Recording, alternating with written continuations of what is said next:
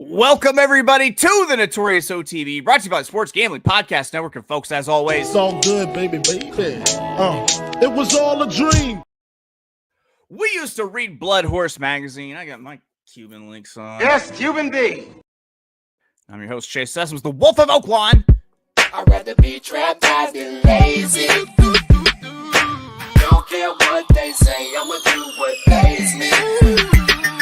It happens every year about this time. Weaklings act like they lost their mind. Alphas reclaim the neighborhood. Rob the sheep and all the wolves get good. Yes. Welcome to the show. Joining me, as always, I'm happy to carry this man's championship belts. You might know him as the Michelangelo of the crime, Michael Jordan. Ladies and gentlemen, he's your favorite capper's favorite capper, Barry the Sniper Spears. You know how we do. Rockefeller. Forever. Catch me skating through your town, putting it down. Y'all relating, no waiting. I'll make your block infrared hot. I'm like Satan. Barry, we're gonna owe Jay-Z so much money if we get to the point where we can monetize. When we blow up. Yeah, when we blow up, like Jay-Z is entitled to like 60% of it, I think. Barry, what's good, man? Not much. I was thinking that, I felt good for Tuesday and then realized it was Wednesday. Yeah. Since we took Monday off, like it's fucking with me real It hard. is. It really Real is. hard. Yeah, man. Well, let's see. Yesterday, we didn't win. However, I will say, my 60-1 horse running fifth way outran the odds there, and it was a photo for fourth too. Almost rounded out the superfecta. Yeah, with my bum horse. Yeah, Nutella fella, Nutella asshole, as I believe we dubbed him for. Yeah, because he kind of screwed up the whole race. To be honest, acted up a lot in the pre-race and ended up getting another horse that was supposed to be kind of in the race, sort of scratched the 11 with IRAD, and it kind of changed the complexion of the whole race, and it went weird, and that's what happened. But that's horse racing. We got more races. Stable Mill Ashcroft. I think that horse looked pretty good in defeat, to be honest. Yeah, he gets to the right level, he'll win probably at a nice price too. That was a little bit too deep. Good point. All right, Barry. It's Wednesday. Oh, real quick, we got Junior Mafia popping off in the chat here. Pop off, son. Vander Beatty, who I hope is related to the very sexy Ned Beatty, says, anybody else in the tailgate? I have no idea what that means. Keith Borga, he says a Wednesday bailout is needed. Yeah, we whiffed, but don't worry, Keith. We have not gone a week without cashing something on the show. we usually grab one. We're Denzel in it over here. Yeah, man. And then Vander Beatty just threw down a square, and I'm cool with that. I mean, live your truth, Vander Beatty, is what I say. All right, it's Wednesday, and it means best bets. For the longest time, Barry and I were doing Turfway Park Wednesday, but that meet ended. Good thing it's Keeneland week here at the Notorious OTB, so we're back there today for our best bets. We've dug through the entire Keeneland Wednesday card to find our best bets. They could be high confidence, they could be long odds, they are probably a little bit of both. So this is Keeneland today, Wednesday, the 9th of April, year of our Lord, 2025. Post time for the card, 1 p.m. Eastern, 12 p.m. God's time, 10 a.m. Pacific time. Out on the Pacific Coast. Barry, what do you think of this card? It's a typical Keeneland card, a nice Wednesday card. No huge names today, but very competitive. I think we'll see some prices on this card, and it looks pretty good. I'm diving in for sure.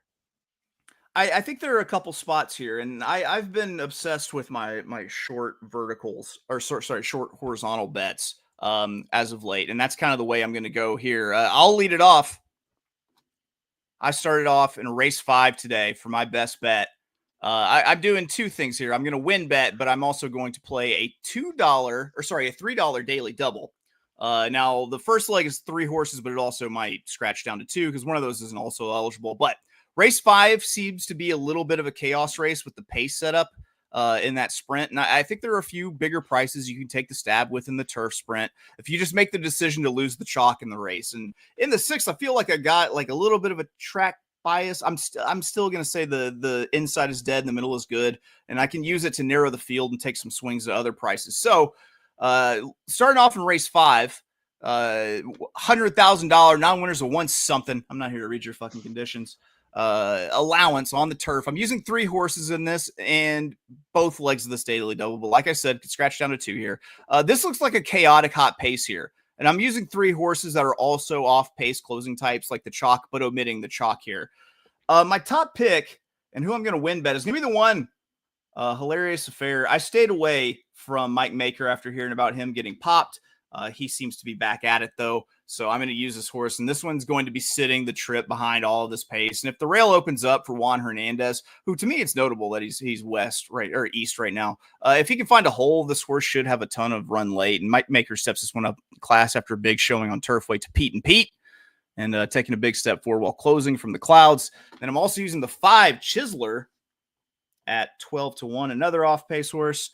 And the 11, Run Curtis Run, who this would actually be my top pick if he were a guaranteed entry and not and also eligible. So I'm going to win bet the one Hilarious Affair using 1-5-11 in the daily double. Then we move to race 6 to close it out. 6 furlongs, $30,000 allowance on the dirt.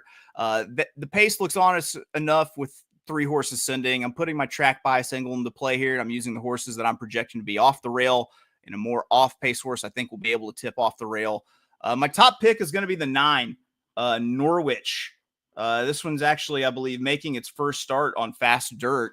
And I hope that the price doesn't get too short, and I'm not breaking the old adage, never take a short price on a horse doing something for the first time, because Norwich gets his first crack at this main track, and Norwich is a Munnings baby, so I got no doubt on his ability to sprint on dirt.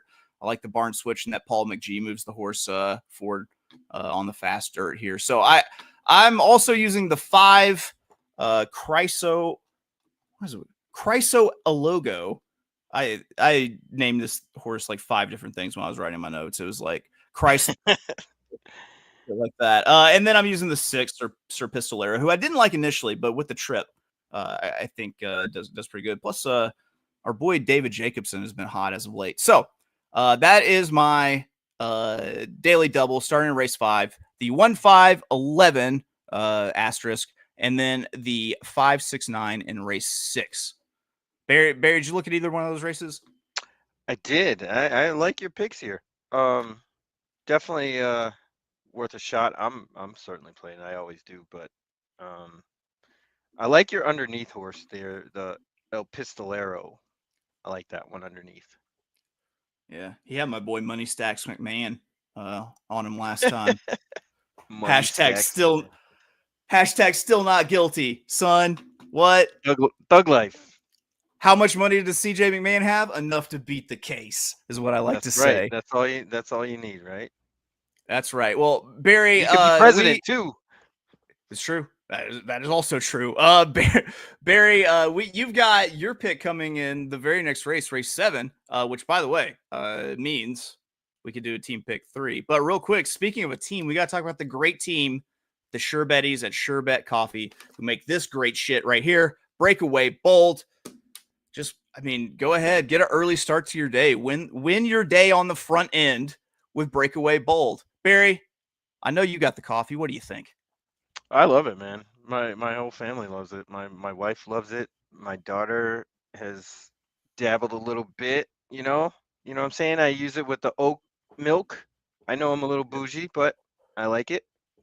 But it's I fuck shit up when there's Sure Bet in my cup. You want to hear bougie? I made it in my espresso maker, but we don't have tiny espresso cups, but we do have my daughter's little tea party cups with bunnies painted on them.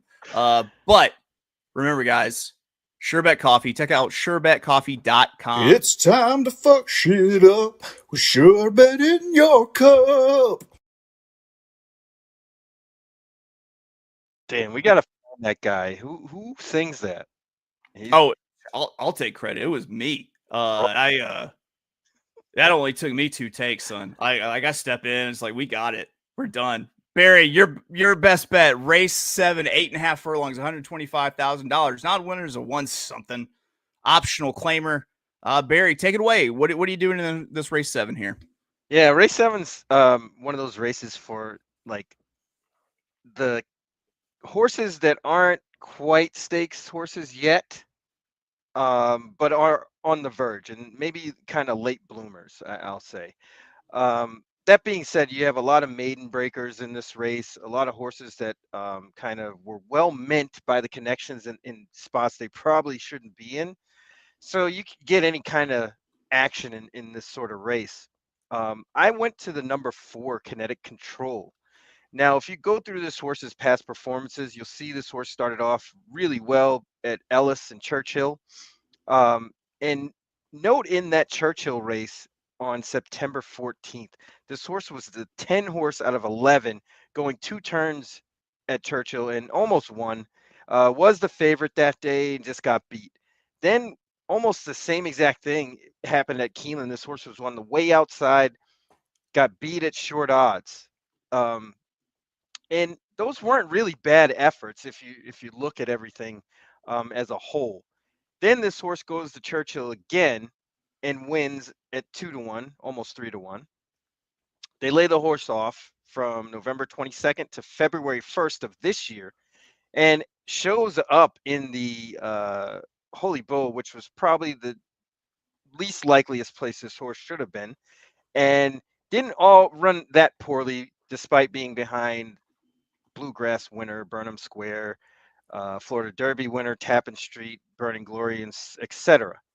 So that wasn't a bad effort either, even though the buyer says otherwise. Then this horse gets to a similar race to what he's in today and ran really, really good. And I kind of think that this horse is a 2-turn horse, not a 1-turn mile horse. Actually beat Bear Claw Necklace, who was well meant, and went to actually scratched out of one of the Derby preps recently, I think last weekend. But that race, I think, sets this horse up for a nice run today. Second time Lasix, second time blinkers. The horse has been training well. There was a bullet there at Gulfstream on March 1st. Laneri gets back on, reunited with the jockey that he won with, which is always a good thing. And I'm not really sure what the pace of this race is going to be like, but this horse is quick enough to be close enough to it to be able to close and win this race. So I'm going to take number 4 Kinetic Control in race 7 today at Keeneland. So 2 things about this horse. One, it is trained by the almighty Dale Tar, who Junior Mafia, if you're not familiar, we worship a deity that is 1/2 horse, 1/2 man, and 1/2 Dale Romans. I can never be mad at a guy who thought I was Allen Iverson. So yeah. No, that's so dope. That's so awesome. I would have like mimed a crossover and fadeaway and been like, "Yep, that's me." Well, he was Also, talking directly to me, so it was hard to mime anything. Oh no, I would have kept eye contact with them. I would have been like, just I can stare at you while I mime break your ankles. The other thing notable about this horse, the September 14th race with Handsome Pants winning that race. There is an unpublished episode of the Notorious OTB with Jessica Tugwell where I put together a pick 5 for the sequence that ended in Handsome Pants. That was a $24 pick 5, and it paid $35,000. And I didn't play it. And I didn't publish the episode either. So there we go. Oh man, keep that in the vault for, time capsule purposes. I sometimes have dreams where I wake up and I live in that timeline where I was a baller. Barry, that's it. Those are our top picks, our best bets for Wednesday at Keeneland. Let's wrap up some bets. How you feel about wrapping up bets? I feel like we have to. Yeah. Okay. That's kind of what I was hoping for. That you're for it because we have to. There we go. My Wednesday Keeneland best bets. Race 5, I'm going to drop a $10 win on the number 1 Hilarious Affair 8-1 on the morning line for Mike the King Maker, and a $3 daily double 1-5-11 with 5-6-9 starting in race 5, extending into race 6. That 11 Run Curtis Run is a also eligible, so this could also just end up being a $18 $3 daily double. So there you go. What do you got? I have race 7, $10 win on number 4, Kinetic Control. And if you feel froggy and you see either of the also eligibles get in, play the exacta with those 2 horses, one of them or 2 of them, whoever gets in. If they get in, if they don't, that's okay too, because the 4 is going to win. I mean, I'm sorry, Kinetic Control. Yeah, the 4 is going to win that race. There we go. Now, I mentioned Run Curtis Run, and it made me think of something we talked about yesterday. How fucking hot is Ben Curtis right now? Man, he's riding really, really well. Hopefully he keeps getting that momentum and more mounts and see him in the winter circle, because he brings home prices. He's not getting the best horses out there, and he's making the best of it. So good on you, Ben Curtis. Let's do this. Dude, Ben Curtis, you a real one, man. You're doing the damn thing for some people. So we appreciate it here at the Notorious OTB. That's going to do it for us here. We will see you tomorrow. We'll be back with the Thursday big show where guess what? It's Keeneland week. We're still going to be talking Keeneland with a $100 budget for the Saturday card. We'll be on 2 p.m. Eastern, 1 p.m. God's time. We'll see you then with more Notorious OTB brought to you by the Sports Gambling Podcast Network. Bye-bye.